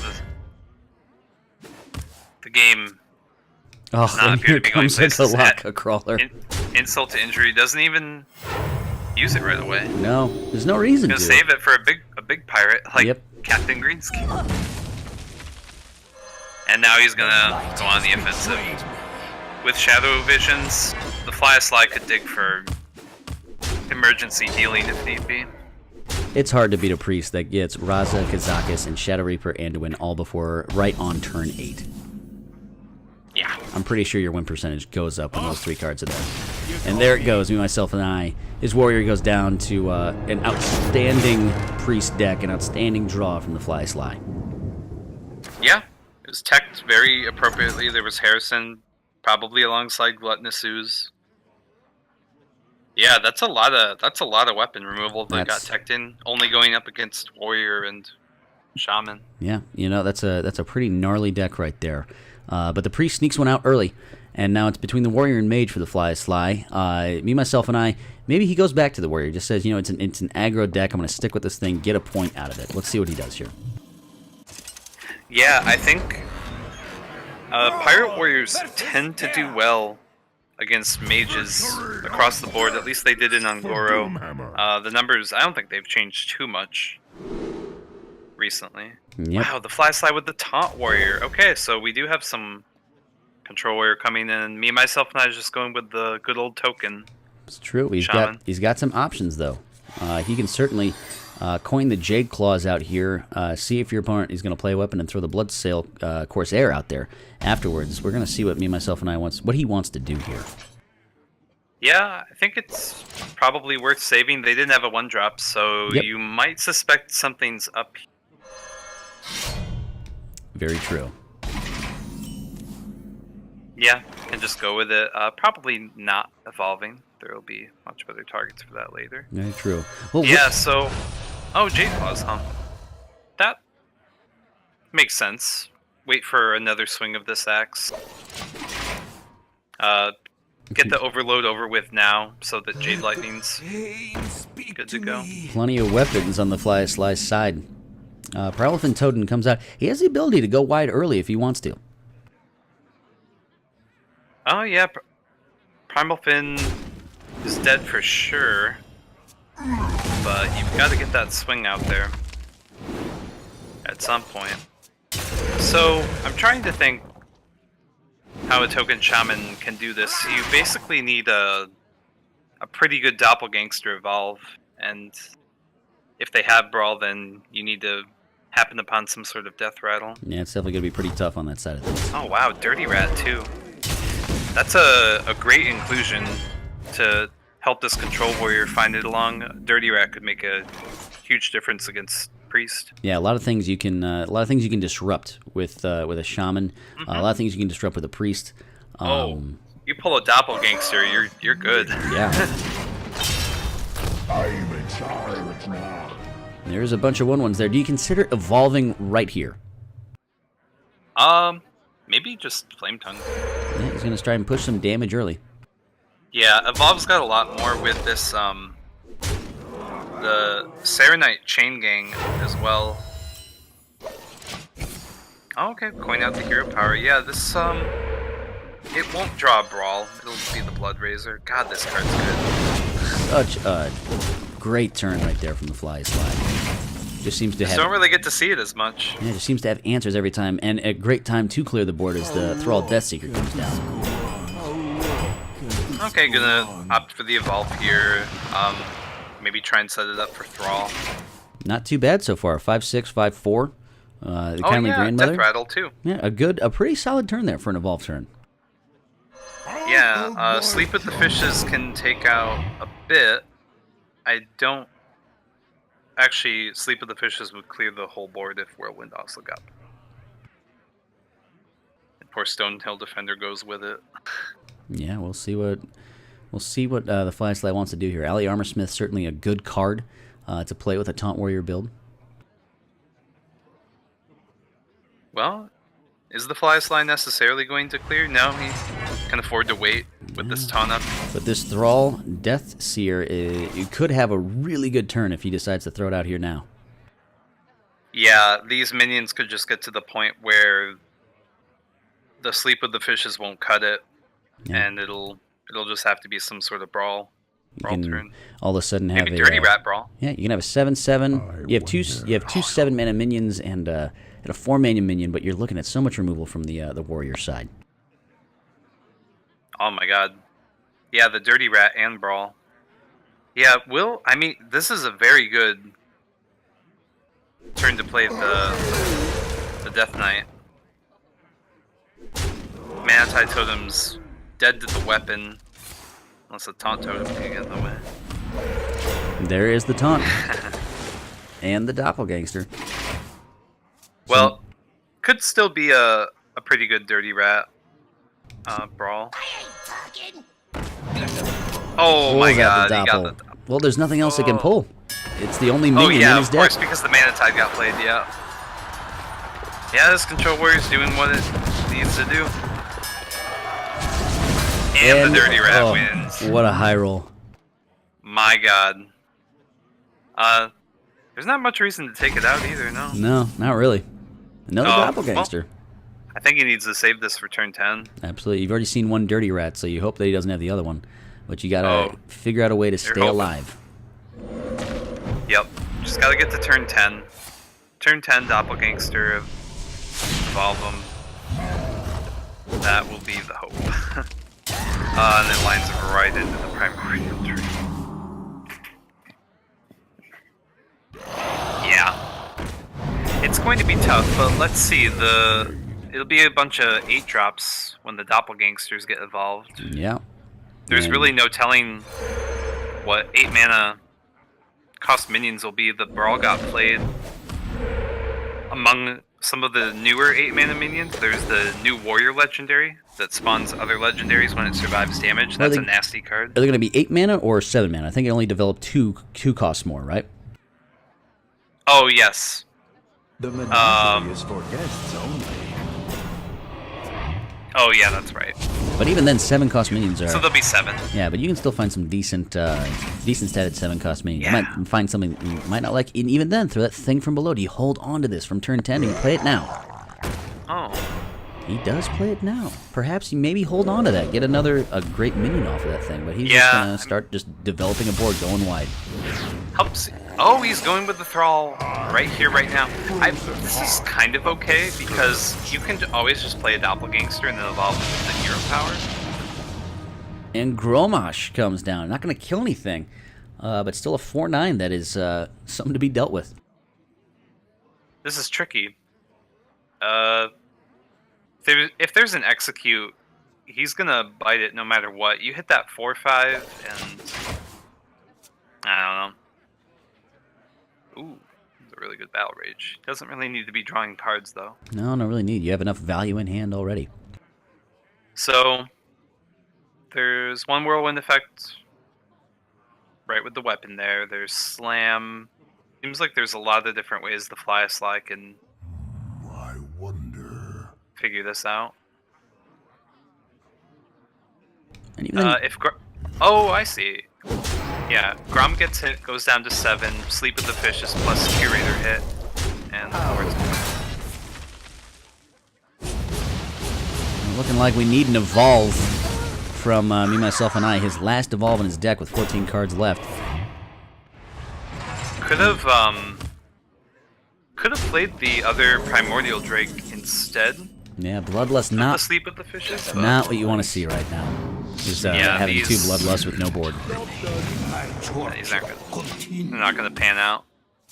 3/9, lots of health. Good butt strength on that minion, but not going to do a lot. Yeah, not going to live to be evolved another day. Nope. Things looking dark for Me, Myself, and I pretty quickly so far with this. Yeah, Wait, great deck choices from the Fly Sly. yeah. Two Bloodlusts. Nothing really good to evolve anymore. That was just Yeah, it seems like the Fly Sly is really prepared to beat up that Shaman. Yeah, really good deck choices so far from the Fly Sly.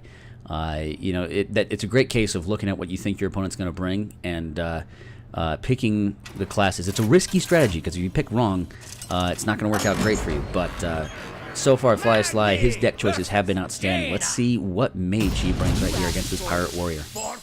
Alright. It is Jaina. Yep, and it looks like a control mage in my book. I see some card draw. I see a Doomsayer. I see a Fireball. Yeah, see a Fireball. The Quest Mage does not run Fireball, correct? Yeah, so we know it's not a quest because it wasn't in. Volcanic Potion.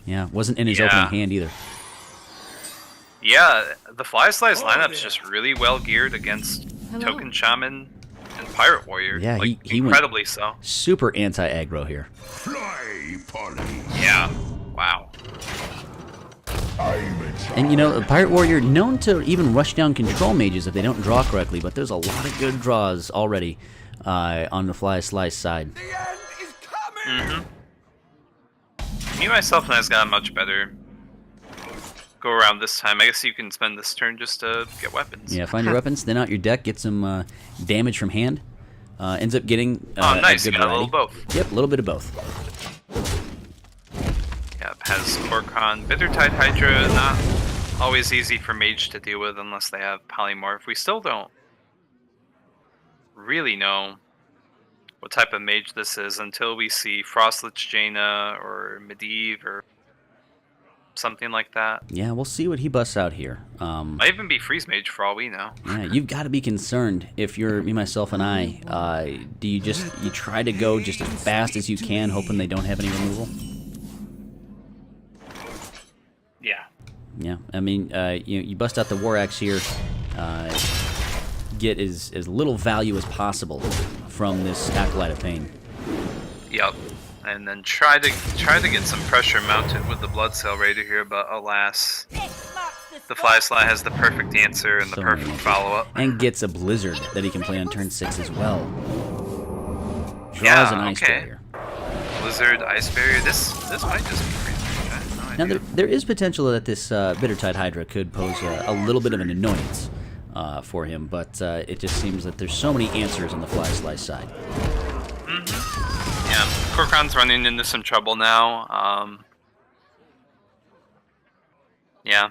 I mean, Volcanic Potion, you want to get a little more out of it. Yeah, here you're on turn 5. Not necessarily a lot of obvious plays here. You can do some more card draw, drop the Acolyte, maybe ping off your Acolyte just to get that value. Look for answers because you do have a little bit of an awkward hand. All 3 drops. There comes a Flame Strike. That's going to be a big card here in a little bit, maybe. South Sea Captain comes down, maybe trying to set up a swing turn of Pirates, try to get a bunch of Pirates on board and buffed, but again, that Flame Strike's going to sit there. Maybe this is the turn you just drop that Bitter Tide, but he's going to go Reaper. Go Reaper. Has 2 of them to get through, and yeah, follow up with the weapon equipped. Has South Sea Deckhand, Captain. Yeah, he wants to find a way to. I mean, me, myself, and I has a lot of gas in the tank. I think we're smacking the Acolyte seems like a pretty good decision. See what he gets. Depending on what else happens. Yeah, double Blizzard. Is this Freeze Mage? It looks like it. Wow. Here comes the Ice Barrier, going to get himself 8 life, or 8 armor, I should say. Double South Sea Captain now. He's going to go with Heroic Strike. He's just going to start pushing the damage. Getting him. Didn't quite play around Mirranity, but that's okay. Because he kind of knows what deck this is by now. Yep. That Relatively slow mage. 8 armor comes up. Ow. All of a sudden, looking for things to do here. Primordial For Glyph. ice blocks. There it is. He's got even, Ice Block. He might. Does he go Barrier here? He's highlighting the Barrier. He does go Barrier instead of Ice Block. He wants to gain as much life as possible, freeze his opponent out. Yeah, he's got plenty of freezes. Okay. Yeah. And those freezes can get chained with Cycle, first off Thalnos, and then could also get paired with Intellect. Yeah, Barrier does make sense. Another Arcanite Reaper with a pop. Yeah, very smart. And Arcanologist as well. You're going to draw your other secret after this turn. You're freezing out your opponent, causing damage to him. Yeah. Heroic Strike comes down. You think you can pop this block now, but again, Flashlight goes with the Ice Barrier. A really smart play just to gain life instead of just delay the inevitable. Yeah. Oh wait.